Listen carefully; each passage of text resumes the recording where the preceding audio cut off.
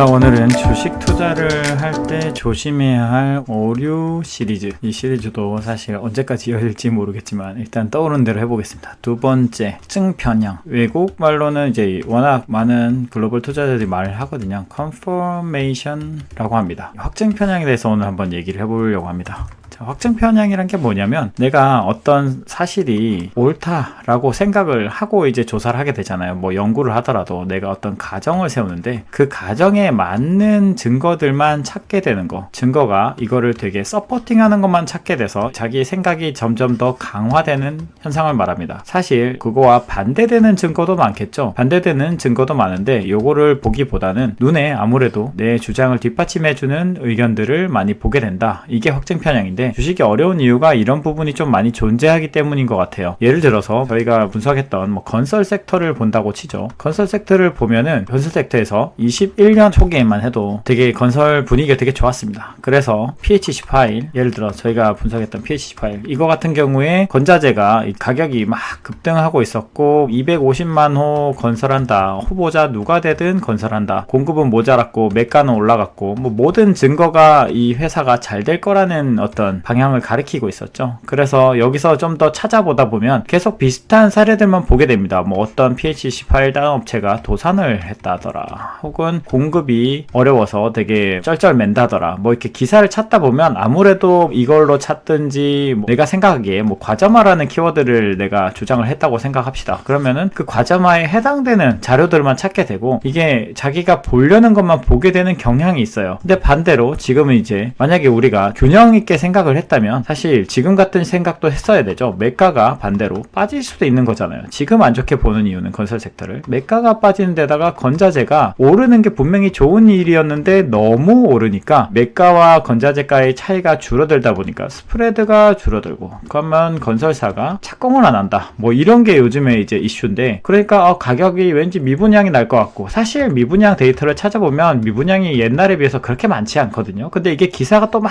나다 보니까 사람들이 이걸 이제 보기에는 미분양이 되게 부각돼 보이고 매가가 빠지는 게 아주 일부인데도 많아 보이고, 이게 안 좋아진다는 생각을 이미 하고 나서 보면은 안 좋은 증거밖에 안 보이는 거죠. 분명히 비슷한 상황이었고 상상할 수 있는 상황이었음에도 불구하고 그전에는 생각을 못했고 지금은 또 그걸 너무 과하게 생각한다. 그러니까 하나의 의견을 정하고 나면 반대를 보기보다는 그거와 관련된 걸 보게 된다. 이게 컨퍼메이션 바이스입니다. 하나만 얘기하면 좀 그러니까, 뭐 예를 들어 또 조선산업이라고 치죠. 지금 조선에 대해서 좋게 보는 이유는 보통 이제 유가, 이거와 ESG 뭐 이런 거죠. 이거 뭐 사이클 얘기도 있었어요. 예전에는 조선 사이클이 뭐 30년이다 혹은 몇 년이다, 26년이다 이런 식으로 얘기를 해서 배가 교체될 시기가 도래하고 있다, 뭐 이런 얘기도 있었고, ESG는 뭐냐면 저속엔진을 장착을 해서 지금은 LNG 추진선, 뭐 나중에는 또 다른 암모니아 추진선, 뭐 이런 걸 만들어야 된다. 그런데 그거에 대해서 우리나라가 가장 잘하고 있고, 그러면 거기에 관련된 기자재가 있다. 또 혹은 유가가 오르니까 러시아가 가스관을 잠그니까 유럽에서 수입을 해야 되는데, 그럼 유럽에 수입을 하려면 LNG 터미널이 많이 필요하고, 그 다음에 이걸 수출하려면 중동이든, 지금은 주로 미국이지만 전부 LNG 터미널을, 수출 터미널을 건설해야 되죠. 거기다가 이걸 치러 나르는 캐리어가 필요하잖아요. 그러니까 캐리어도 필요하고, 그럼 이 배도 필요한데, 그럼 LNG 추진선 누가 잘하냐? 한국에 어디가 잘한다. 혹은 이거에 필요한 피팅 자재가 들어가니까 피팅 밸브, 거기다가 유가가 올랐으니까 분명히 다운스트림 투자도 있을 거다. 그러니까 제가 예전에 말했던 뭐 성광밴드 이런 게 좋을 거다, 이런 어떤 다양한 의견들이 나오는데, 그것들도 만약에 내가 그걸 좋게 보기 시작하면 좋은 의견밖에 안 보입니다. 왜냐면 기사를 찾아보면 수주가 낮다, 조선사, 뭐 어디 중공업이 수주를 받았다, 뭐 이런 기사를 보게 되고, LNG 한 100척 발주가 머지않았다, 내 눈에 보이는 게 이런 거일 수밖에 없습니다. 그러니까 제가 뭐 조선의 어떤 의견을 제시하겠다는 게 아니라, 내가 어떤 걸 좋게 보기 시작하면 그거 관련해서 좋은 증거들만 보이는 거예요. 그래서 사실은 이거를 균형 있게 하기 위해서는 비판이 필요한데, 그래서 이제 많은 자산운용사나 혹은 회사에서, 그냥 일반 회사에서도 회의를 할 때도 균형을 잡기 위해서 이런 얘기를 많이 합니다. Devil's advocate. 그러니까 이게 뭐냐면은 의도적으로 비판할 사람을 세운 다음에 내 의견을 비판을 받고, 그래서 우리가 균형점을 잡아가자, 이런 건데, 의도는 좋아요. 근데 이게 저는 솔직히 잘 운영될 거라고 생각은 하지 않습니다. 왜냐면 저도 경험을 해봤거든요. 예를 들어보죠. 만약에 비판을 받기 위해서 어떤 모임이 있어요. C, D, E라는 사람이 있는데, 자, A가 의견을 냈어요. 그래서 이제 이번에 데블스 애드보케이트는 B가 해보자. 자, 너가 비판을 한번 해봐. 그래서 열심히 비판을 합니다. 비판을 하면 이 사람의 주종목이 주종목일 거잖아요. 주로 주종목이 아니면 뭐 상관없겠지만 주종목이거나 하면은 이게 사실 자신의 본신과도 같게 보통 여기게 됩니다. 그러면은 B가 비판을 하면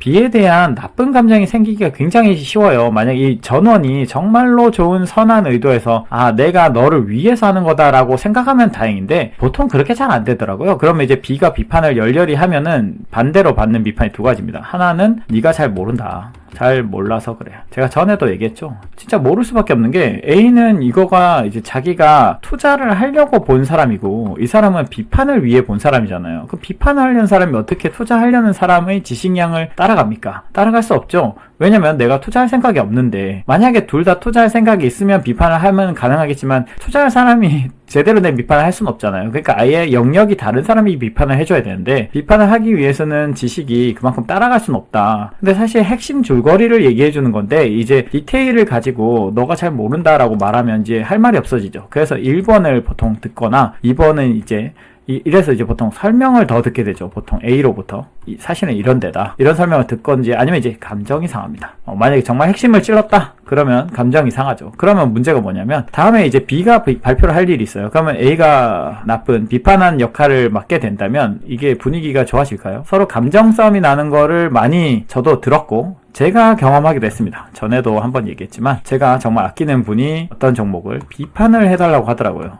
자기는 비판을 받아서 정말로 혹시 틀린 점이 없는지 보고 싶다. 그래서 제가 비판을 했는데 썩 좋은 결과가 나지 않았어요. 그거에 대해서 얘기했을 때 감정이 일단 상하잖아요. 그래서 나중에는 이제 우리가 서로 이렇게 좋은 화해를 하고 잘 지내게 됐지만 이 과정 속에서 제가 깨달았습니다. 함부로 남의 종목을 비판을 하려고 하면 안 되는구나. 제가 종목에 대해서 크게 열정이 없을 뿐더러 거기다가 그러니까 잘 모른다는 얘기도 듣고 그 다음에 비판을 하게 되면 아무래도 그 사람의 기분을 이제 안 상하게 하고 그래서 사실 어떤 모임에서 정말 이거를 추구한다는 게 저는 좀 어렵다고 봐요. 그리고 사실 또 한 가지를 더 얘기하자면 이 확증 편향을 벗어나기 위해서 모임을 한다? 사실 저는 확증 편향이 더 세진다고 보거든요. 왜냐면 내가 A, B 아까처럼 C, D, E가 있다고 치죠. 내가 이 종목을 세일즈를 했어요. 그래서 사람들이 다 좋다 얘기했으면 그 관련해서 또 이제 좋은 점을 찾아주고 또 좋은 점을 찾아주고 이렇게 찾아주다 보면 이렇게 돌고 돌아서 내가 시작한 종목에 대한 세일즈가 점점 더 불어나게 되고 이거에 대해서 의견이 점점 더 강화가 돼서 다 같이 집단적으로 그 종목에 대해서 좋게 보는 경향이 되고 그러면 이제 오히려 더 가려져 있는 부분들을 못 보게 되기도 합니다. 거기다가 내가 조금 아닌 것 같은데 라는 생각이 들었는데 이 사람들이 이제 다 같이 이 종목에 대해서 따라오기 시작하면 내가 의견을 바꾸기가 더 어려워지는 부분도 있는 것 같아요. 저도 이런 경험을 했거든요. 제가 예전에는 친한 친구들한테 뭐 이런 건 좋다라고 얘기를 해주고 싶어서 얘기를 하면 정말 많은 사람들이 이제 그걸 들었는데 문제는 내가 이거는 좀 아닌 것 같은데 라는 생각이 들지언정 내가 의견을 바꾸기 어려워지는 거예요. 의견을 바꾸자 하면은 전부 모두가 아니라는 걸 얘기해줘야 되고 그 심리적으로 아닐 거야 라는 생각을 더 먼저 하게 됩니다. 그래서 저는 주변에 이제는 추천도 하지 않고 모임도 가지지 않는 이유가 내 스스로가 자유롭게 사고하기 위해서예요. 저는 유연성이 되게 중요하다고 생각하거든요. 투자할 때 제일 중요한 게 유연성입니다. 그래서 저는 이 유튜브도 조금 걱정되는 건 제가 어떤 의견을 말했다가 그게 생각이 바뀔 수가 있는 거잖아요. 그래서 얼마든지 바꿀 수 있어야 되는데 뱉은 말 때문에 못 바꿀까봐 그게 조금 걱정이긴 합니다. 유연성이 제일 중요하다고 생각하고 내가 A라는 게 좋다고 생각했다가도 아니면은 금세 B라는 걸 받아들일 수 있는 이런 분들이 있습니다. 제가 여의도에서도 이런 보스들 보면은 정말로 대단하다. 정말 한순간에 손바닥 뒤집듯이 뒤집을 수 있어야 돼요. 물론 당연히 이거에 대해서 고민을 많이 하고 그렇게 가야겠죠. 함부로 막 뒤집으라는 건 아니지만 너무 고집을 하느라고 다른 의견을 제시하지 못하는 거를 경계해야 된다는 얘기입니다. 그래서 투자자는 항상 유연해야 되고 그리고 또 스스로 비판을 할 수 있어야 되기 때문에 결국에는 제가 얘기하지만 내가 스스로의 찬성자이자 최고의 비판자가 돼야 돼요. 이렇게 되려면 굉장히 어렵죠. 왜냐하면 나는 이 종목을 이미 좋아하고 있는데 비판을 제대로 되게 할 수 있을까요? 그러니까 제가 항상 얘기하지만 종목을 많이 봐야 된다. 된다라고 얘기하는 게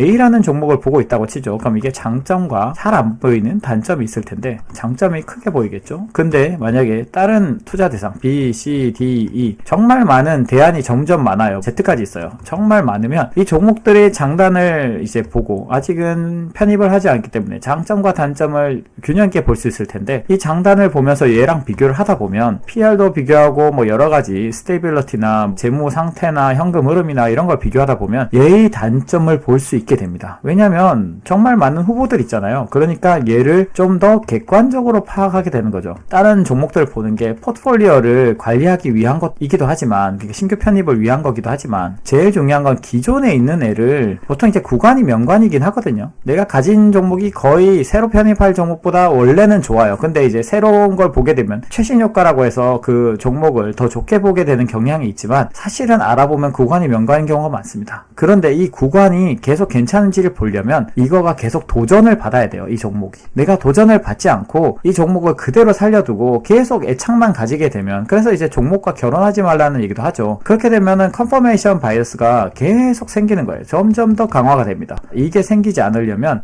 내가 다른 종목과 비교하고 얘의 단점 그리고 얘가 도대체 어떤 가능성 안 좋은 미래를 생각을 해보는 거예요. 이 안 좋은 미래도 떠올려 보는 거죠. 안 좋은 미래. 건설업이 만약에 그럼 매매가가 떨어지면 어떻게 될까? 그러면은 건자재가 괜찮을까? 이런 어떤 미래를 좀 더 부정적으로 보고 비관적으로 보고 패시미스틱하게 보면 좀 더 균형적으로 볼 수 있게 된다. 그래서 요약을 하면 이렇습니다. 보통은 투자할 때 확증 편향이란 게 많이 생겨요. 그래서 예전에 저는 인턴할 때도 그렇고 운용사에서 배울 때 위에 사수들이 그런 얘기를 많이 했습니다. 종목을 이미 고르는 순간부터 너는 편견을 가지게 되는 것이다. 맞는 말입니다. 그래서 이거를 극복하기 위해 되게 노력을 해야 되는데 저는 제가 생각할 때 집단으로 같이 토론을 하는 게 별로 효과는 없었다. 개인적인 의견이에요.